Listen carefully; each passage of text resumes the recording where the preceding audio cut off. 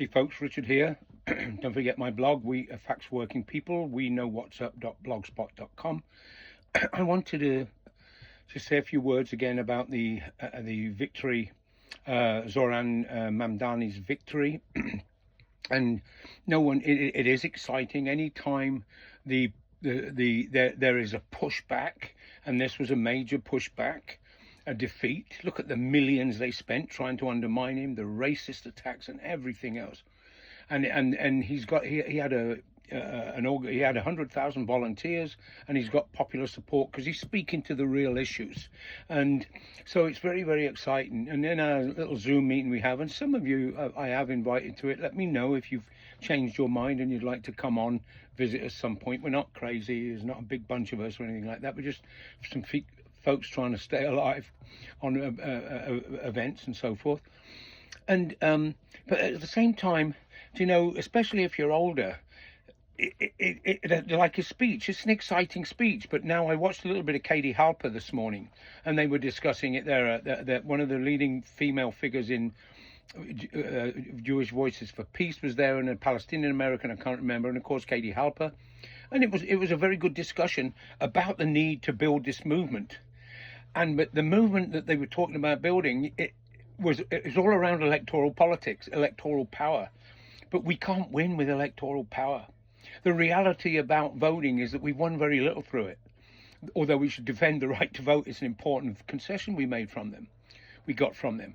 But the fact is, without action on the ground, without the ability to stop production, to hurt them, and to slow bring the economy to a halt, without that, or the serious threat of it, like I used to say during our contract talks, when I'd say we need to be prepared to strike, we're all afraid to mention that, the more prepared you are to strike, the less chance you'll have to. They'll look over the head of the negotiating team and see that you're organized and conscious and ready. It's a matter of power, and so. So it's exciting, but even the Halper discussion was all around electoral politics and everything else. But in that we discussed it a bit today. I've been excited before. I've never been a Democrat or anything, but I remember the excitement around Obama. He's got an email with 6 million on it, and I saw young people in the streets I'd never seen signing up. There was a huge excitement around Obama, and then we had Sanders. And then we've had AOC. I even remember back with Harold Washington. And this is particularly driven by the liberals, who see the Democratic Party and little appeasements as a way forward, that we can get the cake in the end if we just be patient, and so forth. And they get so very aggressive when you question them. Like if you bring up about Mamdani, the big fight begins now, whether or not this victory is taken forward depends a lot on him. And being in the Democratic Party from the beginning is not a good thing, but we'll see what happens. But what was good today, we discovered an article that in the New York Times, Jamie Dimon, the head of JP Morgan, and he's talking, and it says it's in the New York Times today. Jamie Dimon of JP Morgan says he's reached out to Zohran Mamdani. So he's offered he's reached out, he's called him, I guess, and talked about wanting to meet.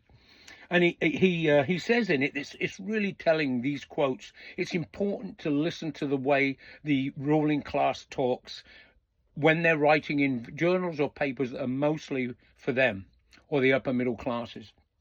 And he says, Dimon told CNN in an interview that aired Wednesday that the two had not yet connected since the election. He said he was willing to keep the lines of communication open. If I find it productive, says Dimon, I'll continue to do it. What does productive mean to this big shot in JP Morgan? We know what productive means there. And then he goes on, in previous comments about Mamdani, he said his policies, which include free buses and a rent freeze on rent stabilized apartments, calling them the same ideological mush that means nothing in the real world, says Dimon. So now he's been forced to reach out to this guy. It's the hand of death for Mamdani. What he does with these people is the big issue. And he goes on. He says, Dimon said, New York City has to compete. Why does it have to compete? What does he mean by that? He's talking about the marketplace. Well, we built unions, or my ancestors did, in order to take us out of that competition. In order not to have to compete with other workers for who will work faster, who will work for lower wages, and so forth. He says New York has to compete. And then he talks about, he's trying to say, well, I've seen a lot of people in big jobs, including political jobs. This is Dimon. They grow into it. They're learning. He wants to this is a message to Mamdani. He said, I've seen it, quote, I've seen a lot of people, they kind of swell into the job. They get worse. It all becomes about them. I hope this Mamdani is a good one, he says.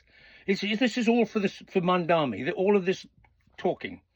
And then he goes on to say about, he said there are many issues that Mamdani sought to address. He says, like income equality, they're not a function of capitalism. He says income equality is nothing to do with capitalism, which is nonsense. He said they're all just bad policy. So anyone who wants to fix these things, I'm all in. But he doesn't want to fix them the way Mamdani is talking about fixing them. So the point is that it's not throwing cold water on a hot moment. These guys, he's reached out. It's the hand of death. And from now on, we'll see whether or not Mamdani is up to it. But the main thing is, it's not looking. It depends. We'll see what happens. But there's no way that you can win any of these mild reforms. And as the headline in this article, well, no, it was another article I saw earlier, said, his policies in Europe would just be the norm. But here we don't. It's the worst of the industrialized world. The social benefits in this country, it's disgraceful. So he's not going to get them without an action on the ground. And you notice none of them ever say, look, he's in New York City. This is getting longer than I wanted. He's in New York City. He doesn't mention, none of them mention, they didn't on Katie Halper, the power. They just talked about electoral power, the power of the trade union movement, the potential power. New York City is a big union town. The docks are organized. This power has to be appealed to the rank and file, because the leadership's in bed with the Democratic Party and they won't do it. So this is the power that they have to. It's never mentioned, but Sanders never mentions it. It's all about electoral politics. And if that stays that way, this is going to go just the way that Sanders, AOC, and the others do. I hope not. But we have to be realistic. We've seen it before.